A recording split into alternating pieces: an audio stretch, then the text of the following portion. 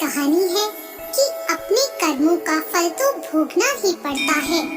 एक राजा था, वो बहुत धर्मात्मा और न्याय करने वाला था और वह भगवान का भी बहुत बड़ा भक्त था। उसने ठाकुर जी का मंदिर बनवाया और एक ब्राह्मण को उसका पुजारी नियुक्त किया। वह ब्राह्मण बहुत ही अच्छा और धर्मात्मा था।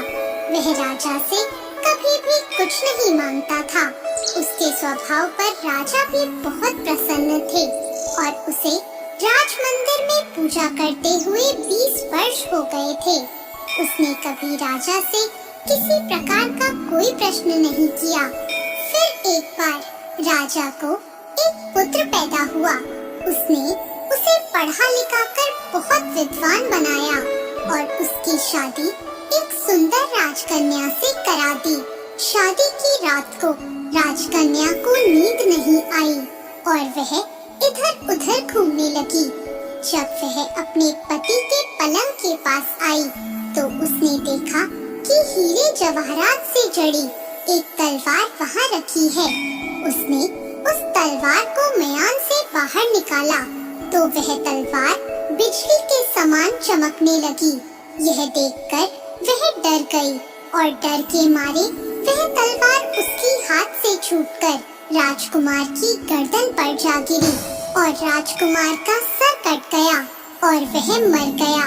वह राजकन्या अपने पति के मरने से बहुत दुखी हुई और वह यह सोचकर बहुत डर गई थी कि अगर मैं सबको सच बताऊंगी तो कोई भी मेरी बात पर विश्वास नहीं करेगा।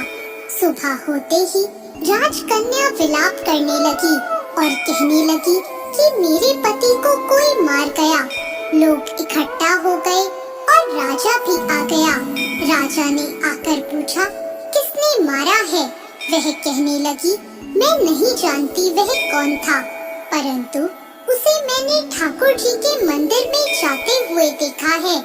राजा समेत सभी लोग ठाकुर जी के मंदिर में गए तो उन्होंने ब्राह्मण को वहाँ पूजा करते हुए देखा।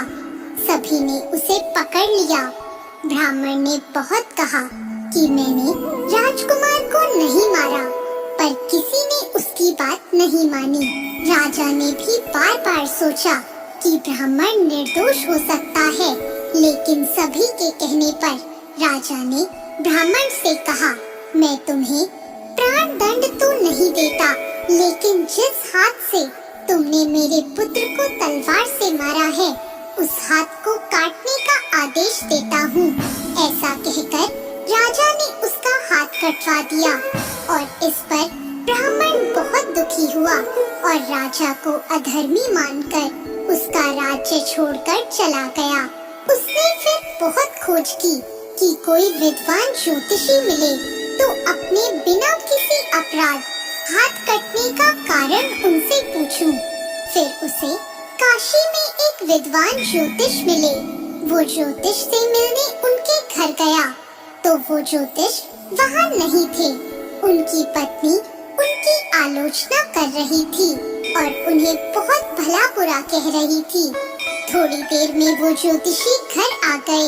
उनके घर आने के बाद भी उनकी पत्नी उनका तिरस्कार कर रही थी, पर ज्योतिषी चुप रहे और उन्होंने अपनी स्त्री से कुछ भी नहीं कहा।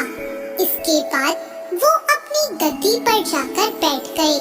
ब्राह्मण को देखकर ज्योतिषी ने कहा कहिए ब्राह्मण देवता आपका कैसे आना हुआ।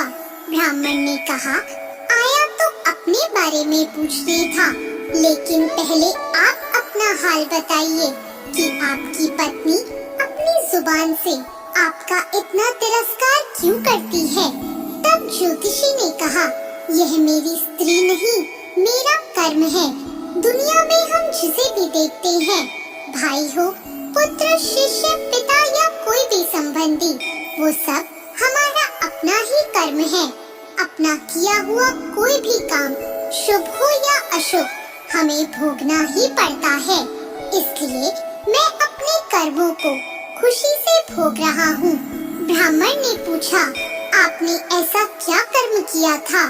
तो ज्योतिषी ने कहा पूर्व जन्म में मैं एक कौवा था और आज जो मेरी स्त्री है वो एक गधी थी जिसकी पीठ पर एक फोड़ा हो गया था और फोड़े की पीड़ा से वह बहुत दुखी थी। उस फोड़े में कीड़े पड़ गए थे जिन्हें खाने के लिए मैं इसके फोड़े पर चोंच मारता था, जिसके कारण इसे असहाय दर्द होता था। एक बार इसकी पीठ पर चोंच मारते हुए मेरी चोंच इसकी हड्डी में घुस गई और यह दर्द से तड़प उठी। मैंने भी चोंच निकालने की बहुत कोशिश की, परंतु वह अटक गई और नहीं निकल सकी। इसने सोचा कि पानी में मैं अपनी चोंच निकाल लूंगा और ऐसा सोचकर इसने गंगा नदी में प्रवेश कर दिया। गंगा का प्रवाह तेज होने के कारण हम दोनों बह गए और बीच में ही मर गए। तब गंगा जी के प्रभाव से यह तो ब्राह्मणी बनी और मैं बहुत बड़ा ज्योतिष बना और आज ये मेरी पत्नी बनी है जो कुछ दिनों के लिए मुझे अपने मुंह से गाली निकालकर मुझे दुख देगी।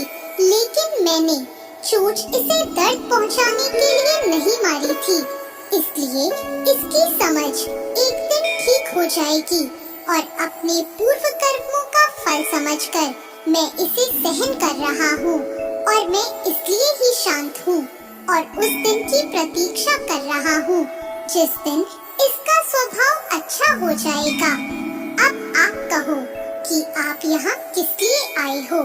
ब्राह्मण ने अपना सारा समाचार सुनाया और पूछा, अधर्मी पापी राजा ने मुझ निरपराध का हाथ क्यों कटवाया? ज्योतिषी ने कहा, राजा ने आपका हाथ नहीं कटवाया, आपके कर्म ने ही आपका हाथ कटवाया है। इस पर ब्राह्मण ने पूछा, ऐसा किस प्रकार हुआ? तो ज्योतिषी ने कहा, पूर्व जन्म में आप एक तपस्वी थे और राजकन्या गाय थी तथा राजकुमार एक कसाई था। जब कसाई गाय को मारने लगा तब गाय अपनी जान बचाकर आपके सामने से जंगल में भाग गई। पीछे से कसाई आया और आपसे पूछा कि गाय इधर तो नहीं आई।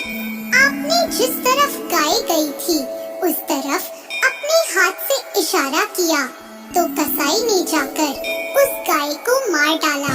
इतने में जंगल से एक शेर आया और गाय और कसाई दोनों को खा गया।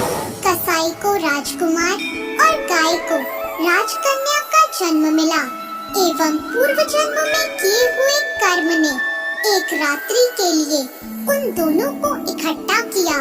क्योंकि कसाई ने गाय को हंसिए से मारा था, इसी कारण राजकन्या के हाथों गलती से ही तलवार गिरने के कारण राजकुमार का सर कट गया और वह मर गया।